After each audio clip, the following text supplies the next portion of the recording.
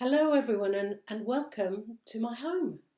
Have to admit, one of the things I'm secretly loving about this time is that we're all getting to have a sneak peek into each other's houses through Zoom and various videos. So welcome to my lounge. I'm sitting to you overlooking the garden, and I realise, by the way, that you can also see the garden in the reflection in my glasses. I don't seem to be able to fix that, I'm afraid, so I hope it's not too distracting. My name is Mel, for those that I've not met yet. I go to St Paul's Howell Hill. I'm a member of the congregation. I also work full-time for a global software company, and I'm in my very first year of training to be a vicar, although they never covered anything like this in the curriculum. There aren't quite enough words to describe exactly what's going on at the moment, are there? Confusing, discombobulating, unprecedented, weird, scary, mind-blowing. Every week that passes, I think surely we'll stop talking about this blooming virus. But it seems that we just can't stop saying those words to one another, trying to make sense of something that is so strange, our minds and words can't ever really truly grasp.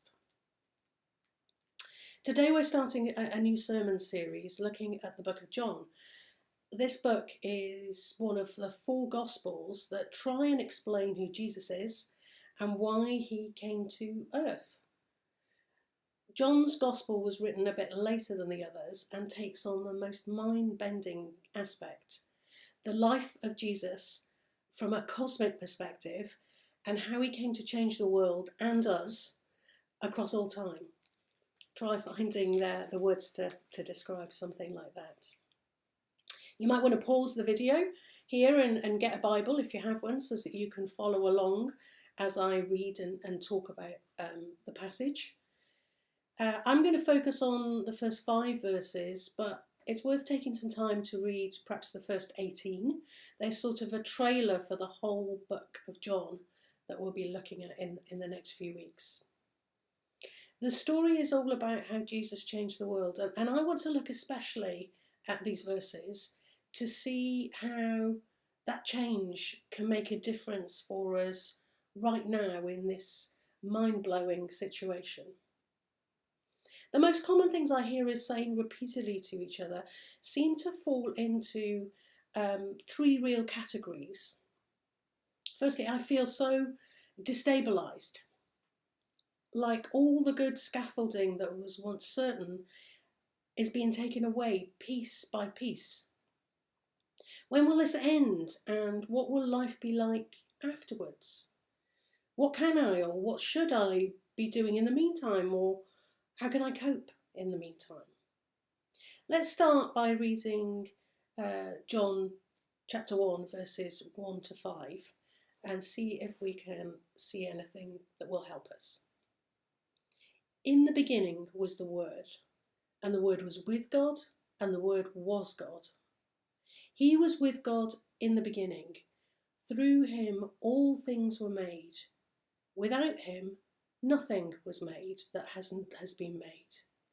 In him was life, and that life was the light of all mankind. The light shines in the darkness, and the darkness has not overcome it. You'll notice here that John is using unusual language. It seems that he too can't find enough words to explain this extraordinary event.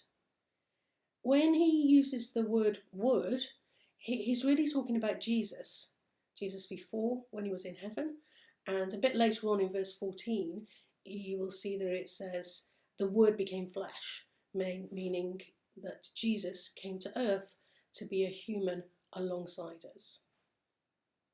So let's start by thinking about this topic of destabilisation and our disappearing scaffolding in our lives. Whilst all our lives need a bit of pruning from time to time, it's fair to acknowledge that for many of us this time has been much more than that. the work that we're called to, the finances we rely on to get by, the support structures and relationships that sustain us, hobbies and interests that are good and life-giving, the roots that allow us to serve one another, may all or have vanished or become in jeopardy in ways that we are powerless to control. And then, as I sit here on Bank Holiday Monday, the Prime Minister is just out of hospital. No wonder we are shaken. But let's look at verses 1 and 2. It says, "In the beginning was the Word, and the Word was with God, and the Word was God. He was with God in the beginning." These verses remind us that Jesus was in place before the universe was created, let alone us or the coronavirus. And verse 3 says, "Through him all things were made. Without him nothing was made that has been made." That means really that nothing has ever happened without Jesus being present, including every single thing that's happening right now. He understands absolutely everything, including how we're feeling. He, after all, was once human himself. He is some scaffolding that is safe and certain, and we can rely on it and lean on it.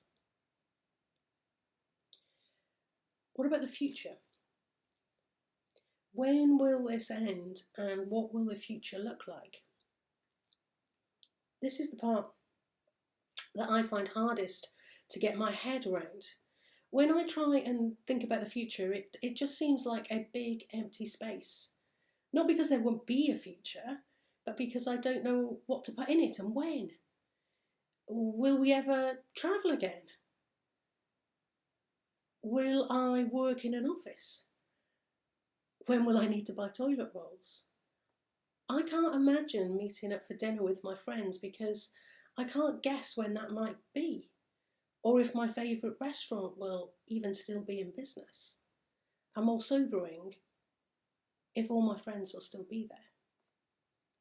It is a really difficult state for us to live in. But Jeremiah 29 verse 11 says, "For I know the plans I have for you.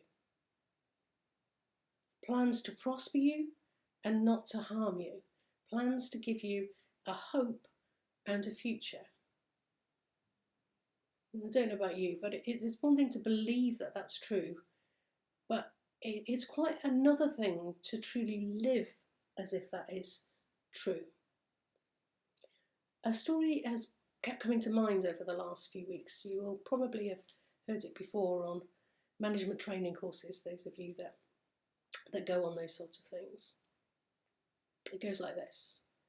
A group of people were taken prisoner and held captive for a number of years in the jungle.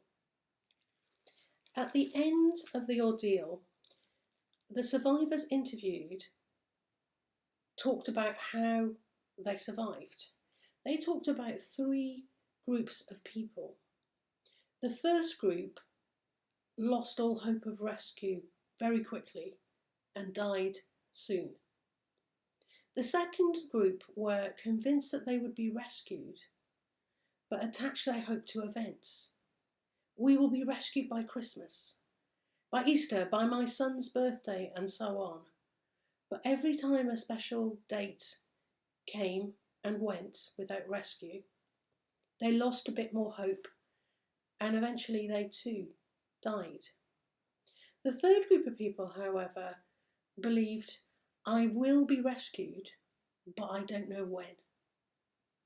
Most of the survivors were in that third group. This pandemic might mean a different future to what each of us had hoped or imagined. But the Jeremiah promise is a promise that we will be rescued from this present situation, and that we will step into a future and a hope to prosper us, We just don't know when that will be. And from our passage today, we see in verses 4 and 5, in him was life, and that light was the life of all mankind. The light shines in the darkness, and the darkness has not overcome it. In other words, Jesus came to bring life and light to the whole of mankind. He came to set us right with God and to shine in the darkness so that we would not be overwhelmed by the darkness that even a global pandemic leaves in its wake. That is what takes us forward to that future, living in that light. So now that we've got that sorted, what are we going to do in the meantime? Even if we know that we will be rescued and that the light will never be overcome by that darkness, it can still be tempting to wait for the future in a state of, sort of limbo or fear or despair. A bit later on in chapter 10 of John, we're told that Jesus came that we might have life and live it to the full. Don't worry, I'm not going to suggest that while you wait for the future, you should use your time to learn the piano or write a novel or teach your 3-year-old Japanese. Well, unless you particularly want to, obviously. I've always thought that living life to the full was much more about being fully who you were made to be in whatever context you find yourself. And the good news is that you are still you, with all your gifts, your talents and your experience. But your context has changed. Almost all of Jesus' miracles and life-changing encounters happened when he was on his way to or from something else. He never seems to have got up in the morning and intending to do some huge thing.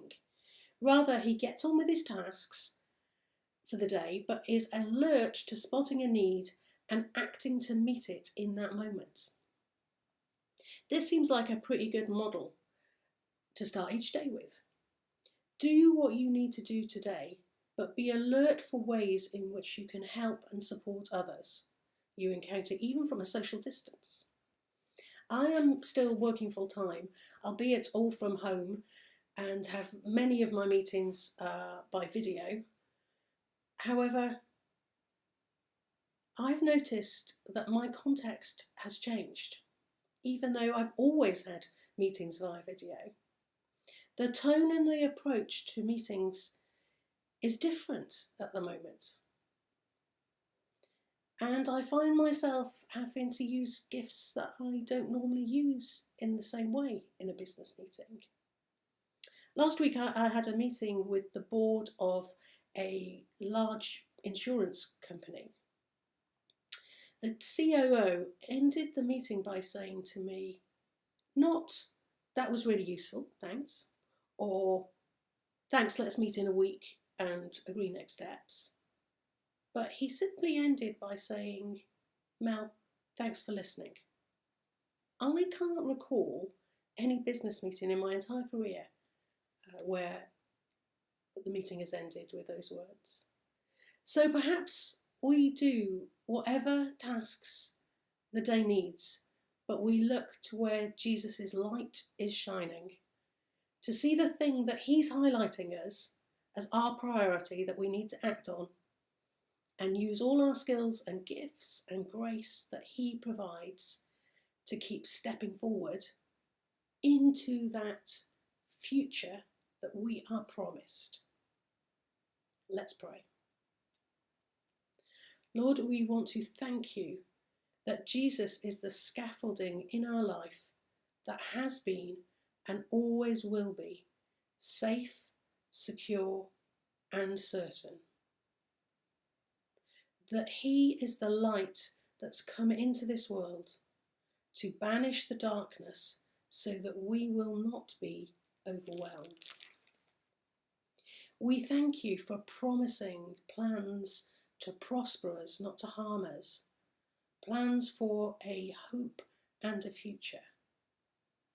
We thank you that we can be confident that we will be rescued from our present circumstances, even though we do not know when. And as we wait, please help us to look to where the light of Jesus shines, to find our right next step to walk towards that promised hope and future. Amen. Thanks so much for coming, and have a great rest of your day.